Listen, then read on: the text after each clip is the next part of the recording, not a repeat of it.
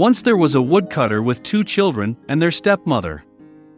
The boy's name was Hansel, and the girl's name was Gretel. They lived so poorly that sometimes there was not even anything to eat. And then one evening he lay in bed, pondering how to feed the children further. His wife advised him to have children in the forest, light a fire, give a piece of bread each and leave them there, not all 4 of them die of hunger. But the woodcutter did not agree. And until then, his wife persuaded him that he finally agreed. And the children, because of hunger, also could not sleep and heard everything that their stepmother said to their father. And when the parents fell asleep, Hansel secretly rushed out of the house. The moon was shining brightly, and the white stones glittered like coins. Hansel pocketed as many of them as he could fit. Then he returned home and the children went to bed. In the morning, the stepmother came to the children, gave each of them a piece of bread, and they all went to the forest together. On the way, Hansel threw out white stones one by one. When they arrived at the clearing, my father began to light a fire. He ordered the children to sit near the fire and make sure that it didn't go out, while they and their stepmother would go for more firewood. They sat, tired, and fell fast asleep. When the children woke up, it was a dark night all around. And when a full month had risen in the sky, Hansel took his sister by the hand and went, looking for the way through the pebbles, which glittered like new coins, and showed them the way. They walked all night long, and at dawn they came to their father's house. Some time passed. And the children again heard how the stepmother one night began to beg their father to get rid of the children. He refused, but his wife did not want to listen to him. She cursed and expressed all sorts of reproaches to him. When the parents fell asleep, Hansel, like the last time, wanted to collect stones, but the stepmother locked the door and the boy could not leave the house. Thank you. Early in the morning, the children were given a piece of bread each, even less than the previous time.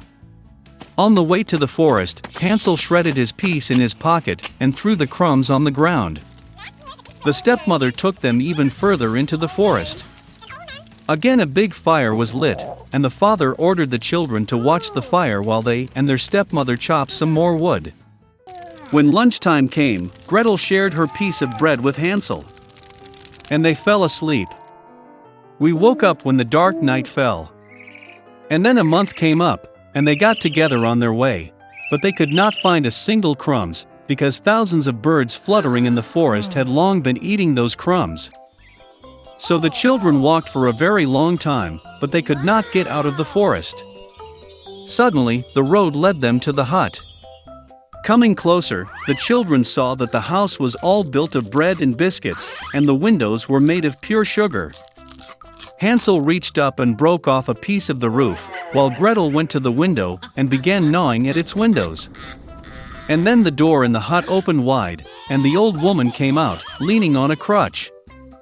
Hansel and Gretel were so scared that they even dropped their tidbits from their hands. And the old woman was kind and invited them to her hut.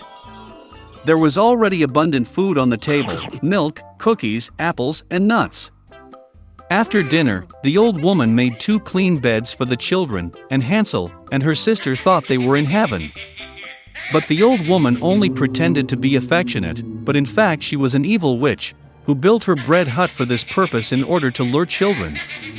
Early in the morning, while the children were sleeping, she took Hansel and put him in a small cage. And she ordered her sister to do everything that the wicked witch demanded of her. The old woman decided to fatten the boy in order to eat him later. So Gretel began to cook the most delicious food for Hansel, and she herself got nothing but leftovers. Some time passed, and the boy did not get fat. Then the old woman did not want to wait any longer, and decided to cook and eat Hansel. She ordered Gretel to light the stove and apply water. When the stove warmed up, the old woman ordered her to climb into the stove and see if it was hot enough. So she wanted to push the girl into the fire and bake her. But Gretel knew what was on her mind. She said that she did not know how to get in there, and asked the witch to show herself. The old woman got angry and climbed into the oven. Then Gretel pushed her and slammed the shutter behind the witch. Wow, how terribly the old woman howled then. Gretel, meanwhile, rushed to Hansel and opened the cage. Having freed their brother, they went to the witch's room, in which there were boxes of pearls and precious stones in all corners, filled their pockets with them, and went home. For several days the children were looking for their way back. The forest seemed more and more familiar, and at last they saw their father's house in the distance. How glad he was to see his children alive. Hansel and Gretel poured on the floor all the pearls and gems they had taken from the witch. There was no need to think about food. And they began to live, live, and rejoice. And the father drove the evil stepmother out of the house. A long time ago, a miller kept a donkey. For many years, the donkey did hard work and was an indispensable helper for the miller. But the years passed, and the donkey became old and weak.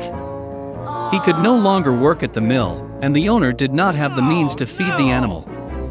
So, after a little reflection, the miller took the donkey out into the field and left him. The donkey stumbled on the spot for a long time, not knowing what to do. Suddenly he decided that he would go to the glorious city of Bremen to become a street musician and earn his living by playing the guitar. The road to the city took the donkey into the forest. For a long time he made his way through the trees until he met a sad dog lying on the grass. She had run a long way, and now she fell exhausted by the road. The donkey greeted the dog and asked why she was sad. Then the dog said that he used to be a great hunter, and such that not a single prey could escape. But now he has grown old and can no longer chase game. Therefore, the owner drove him out. The donkey thought a little, and then told the dog that he was planning to become a street musician. Suddenly the dog jumped off and barked happily. It turned out that he knows how to sing and plays the drums well, and therefore does not mind keeping the donkey company. On that and decided. Now the donkey did not go to Bremen alone. They walked through the forest together, and each sang in his own way as best he could. And then they met a cat on the road. He was so sad that the newly made friends could not pass by. They began to ask the cat why he was so unhappy. It turned out that the evil mistress drove the cat out of the house, because he was old and can no longer catch mice.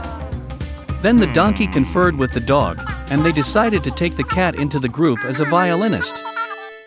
And so the animals continued on their way to Bremen, until they met a rooster on the way. He sat on the hedge and crowed with horror all over the cock's throat. Friends spoke to him and learned that the rooster had escaped from the hostess, who considered him old and decided to cook soup out of him. Without thinking twice, the donkey, the dog and the cat called a rooster into the group, giving him a balalaika. So, the newly made troupe walked through the forest until night fell.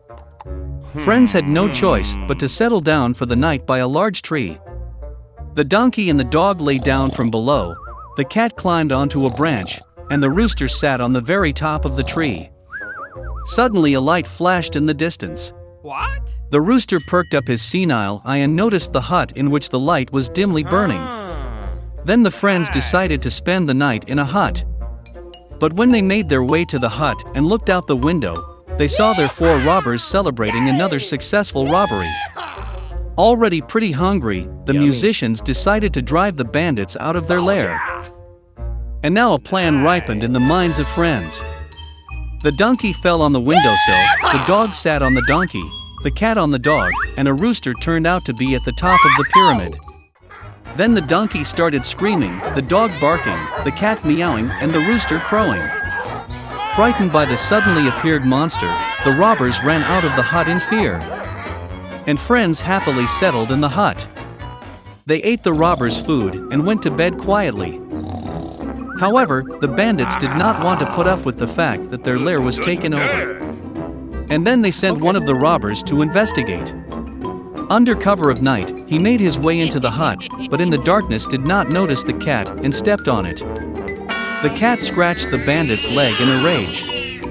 The dog bit his hand, the rooster pecked in the head, and the donkey kicked his hoof with all his might in the eye. So, the bandit ran out of the hut in horror and told the rest of the robbers that terrible giants had settled in their lair, from whom it was better to stay away.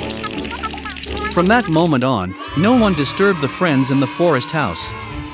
They lived in peace and harmony and called themselves the Bremen Town Musicians.